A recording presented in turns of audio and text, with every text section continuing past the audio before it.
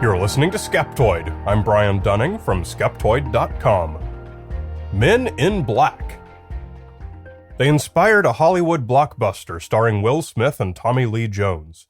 They inspired recurring characters on The X-Files. They inspired a comic book series. They fly in black helicopters and patrol in unmarked black sedans. They're said to have harassed and threatened innocent citizens since the 1950s. And some believe they're driving around in your neighborhood right now.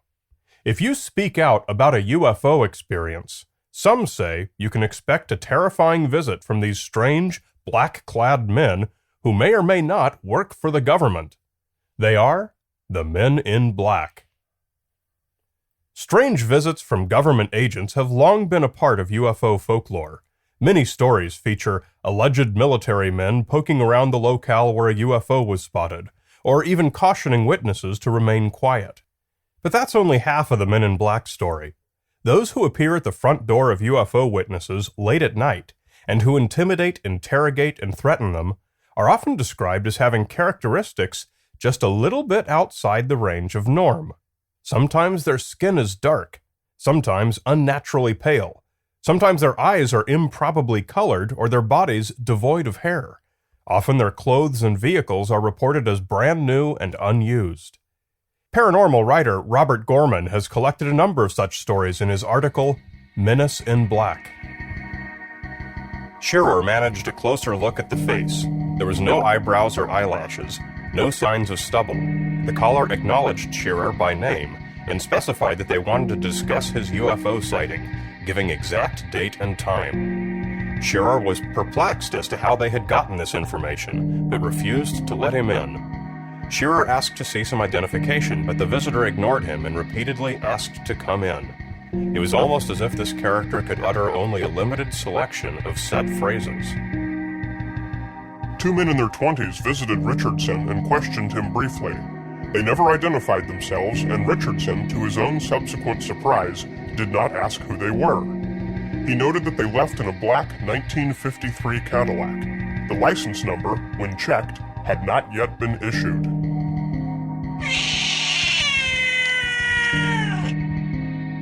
At 5:30 p.m., there was a knock at the door. A representative of the Missing Heirs Bureau said that he was looking for an Edward Christensen who had inherited a great deal of money. This investigator dressed in black and stood at least 6'6", with an enormous frame, with thyroid eyes, dead white skin, and pipe stem limbs. His shoes featured unusually thick rubber soles. Despite his size, the visitor spoke in a high, tinny voice that issued in an emotionless monotone, in clipped phrases like a computer. The Inquisitor's too short trousers had ridden up his skinny leg, and a thick green wire came out of his sock and disappeared under his pants. The wire seemed to be indented into his leg at one point and was covered by a large brown spot. When the visitor left the house and reached the road, he gave a hand signal, and a 1963 black Cadillac pulled alongside with its headlights out. The stranger climbed into the car and it drove off, its headlights still off. Men in Black stories, though often told and retold, appear only as stories. Although many of the witnesses seem sincere enough, no Men in Black have ever been photographed, not even by remote security cameras, and none of the mysterious license plate numbers has ever been recorded. Of course, if they are as omniscient as the reports indicate, such beings would likely have the foreknowledge to avoid having their presence be documented. This makes the Men in Black phenomenon interesting, but it also puts the whole subject into the category of special pleading. By its very nature, no evidence can exist to support it. This leaves a skeptical investigation little to go on if we want to establish its validity. But here at Skeptoid, we are not entirely without resources. By studying the secondary literature, basically books that cite original accounts, we find that the first time the phrase Men in Black was used was in a 1956 nonfiction book called They Knew Too Much About Flying Saucers by UFO writer Gray Barker. The book purports to tell the true dramatic story of a ufologist who had been threatened by government agents, telling him to stop researching and writing about UFOs. It's a startling book and tells quite a gripping tale. Barker's book became the seminal source for the Men in Black corner of UFO mythology. Since its publication, it's been referenced by virtually every UFO author since who has discussed the subject. Moreover, to give a sense of Gray Barker's influence among ufologists, he's cited more than a dozen times in the U.S. Air Force Office of Scientific Research's 1969 publication, UFOs and Related Subjects, an Annotated Bibliography. Unfortunately, Barker was, if not an outright con artist, a wholesale fabricator. His entire writing career was a patchwork of invented stories and lies. In a series of articles in Skeptical Inquirer magazine, author John Sherwood confessed his lengthy history as an aspiring writer who got his start under the tutelage of Barker. Barker persistently encouraged him to make up and sensationalize his stories. Sherwood even caught Barker doing such thing as making phone calls with a disguised voice to report made-up sightings of strange phenomena to honest paranormal researchers, such as John Keel, all for the sake of creating a story. Barker did it consciously, even telling Sherwood outright that he, quote, pretty much took all of ufology as a joke. Sherwood wrote that Barker hawked his books and magazines by embellishing stories and encouraging others to fabricate more. He launched hoaxes, joined others' deceptions, and manipulated people's beliefs. As one example, in 1957, Barker and his friend Jim Moseley wrote a fraudulent letter from the U.S. Department of State and sent it to George Adamski, a Polish immigrant who believed he'd been kidnapped by aliens. The letter assured Adamski that the department encourages your work, and your communication of what you certainly believe should be told to the American public. Adamski duly continued his public advocacy of UFOs, and flaunted the letter as evidence that the government confirmed their existence. Barker then wrote another book, Gray Barker's Book of Adamski, reporting the incident that he himself had created. Not content to stop there, Barker and Moseley made some hoax film footage in 1966 using a ceramic saucer held from a fishing pole, footage which he thenceforth sold. And so, we'd be within reason to regard Gray Barker's genesis of the Men in Black in They Knew Too Much About Flying Saucers with a degree of skepticism. But Barker did tend to grow his fiction from the seeds of actual reports, and the Men in Black were no different. In this case, the seed came from one of his early publishers, a strange man named Albert F. Bender. In 1952, Barker was an enthusiastic young writer, 27 years old and brimming with ideas. He found a publisher for some of his early stories in a periodical called Space Review, the newsletter of the grandiloquently titled International Flying Saucer Bureau. This bureau consisted of one man, Albert Bender, by profession a factory timekeeper. Although in his 30s, Bender lived with his stepfather in a room he called his Chamber of Horrors, decorated with his own paintings of ghouls and skulls, and flavored by ambient sound effects from a phonograph. One of his chief inspirations had been the excitement of pulling dead bodies out of the water once when he'd been in the Air Force. He claimed Indian blood and a heritage of witchcraft, and relaxed by telling stories telepathically to people all around the world. And in his spare time, Bender edited Space Review. Gray Barker targeted Bender and his Space Review early on as both a publishing outlet and as a source of material. By early 1953, Bender named Barker his chief investigator and relied on him for nearly all of the content of Space Review.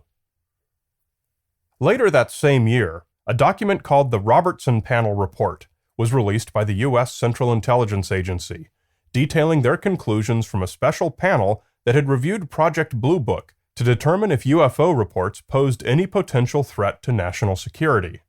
The conclusion was that they did not. However, buried deep within the report was a reference to private UFO enthusiast groups. The panel took cognizance of the existence of such groups as the Civilian Flying Saucer Investigators, Los Angeles, and the Aerial Phenomena Research Organization, Wisconsin. It was believed that such organizations should be watched because of their potentially great influence on mass thinking if widespread sightings should occur. The apparent irresponsibility and the possible use of such groups for subversive purposes should be kept in mind. Bender obsessed over all such documents, and this one appears to have struck a nerve with his paranoia. In September, he notified the Bridgeport Herald newspaper that he was closing his International Flying Saucer Bureau immediately, following a frightening visit. The paper reported, Bender said 3 men wearing dark suits came to his home, flashed credentials showing them to be representatives of the higher authority, and asked him many questions about the IFSB. They told him, not roughly, but sternly and emphatically, to stop publishing flying saucer information. Bender also claimed that a recent television psychic's prediction that the U.S. government would make an announcement about flying saucers on December 10, 1953, was based on the writings of Nostradamus. For the next 9 years, Bender refused to give any further details of the 3 men. However, he finally did break his silence in 1962, when Barker persuaded him to write, for Barker's own publishing house, Saucerian Books, a detailed account of what happened. Bender called it Flying Saucers and the 3 Men. The volume was, to put it mildly, bizarre. Bender claimed that he learned the truth about flying saucers by astrally projecting himself to their secret underground base in Antarctica, populated by aliens of 3 genders. The visitation from the 3 men had been a psychic visitation. Albert Bender, in addition to being quite the eccentric, probably also suffered from a delusional disorder. But little did Gray Barker care about that. The moment Bender had folded his enterprise, Barker wrote an entire book, They Knew Too Much About Flying Saucers, giving his own pulp fiction version of Bender and his mysterious government agents, made up from whole cloth, since at that time Bender had still refused to give details. This history, upon which the entirety of today's Men in Black folklore was based, came from the imaginative fiction of Gray Barker, based wholly upon a single rambling report from a man who was probably mentally ill. It was truly a distasteful case of exploitation, but it worked for the legend. Sherwood wrote, Barker's prose gave Bender's story sufficient credibility to sustain an urban legend. Strange aircraft are observed, but after black-clad men step from their huge auto, the witnesses clam up. Are strange, pale, half-alien men in black a reality? They were to the troubled mind of Albert Bender, but obviously more corporeal government employees do exist, and at least in the days of Project Blue Book, did go out into the field to interview UFO witnesses. But it's noteworthy that not one of those witnesses ever reported being threatened or harassed in any way. The Men in Black remain merely a comic diversion for modern cinema goers, a source of pulp fiction for authors like Gray Barker and the many who have followed him, and sadly as a source of all too real torment for those few, like Albert Bender, who suffer from paranoid distress.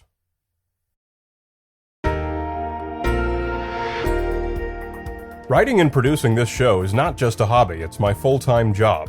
Just as you depend on a new show every week, I depend on your monthly micropayment. If you're not already a supporter, please come to Skeptoid.com and click on Support Skeptoid and see just how quick and painless it is to make this a two-way street for both of us for many years to come. You're listening to Skeptoid. I'm Brian Dunning from Skeptoid.com.